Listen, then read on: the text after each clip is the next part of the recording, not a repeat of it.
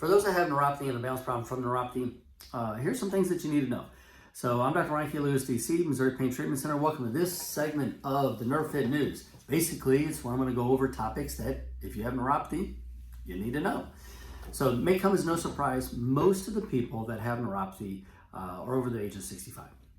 Not that it doesn't start when you're younger, but the average age, when you look at the trials or the research on it, usually in the 70s. And I would echo that. My patients are statistically, our average patient is one of the 70s. The reason this is important is because you're all getting blood work done. And no one tells you how to navigate it, nor honestly, you shouldn't have to. But I'm going to give you some information that could be of importance, definitely useful. So let's go over the blood work of aging and disease. Now, there's only 4 points here. So sit tight, listen up. I think you'll find this interesting, and you'll be able to look at your own blood work on your MyChart. Go into your MyChart account, or if you have a copy of your blood work, and you can check for some of these issues on your own lab analysis. So blood work of aging and disease. This used to be called Syndrome X. Now it is called or referred to as metabolic syndrome or metabolic disease.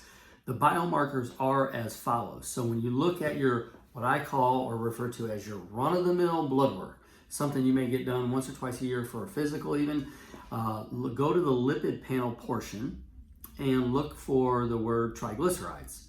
So if your triglycerides are elevated, that would be over 150, that would not be good. That would be a cause for concern. In the lipid panel, if your HDL is low, and for males, that's below 40, women below 50.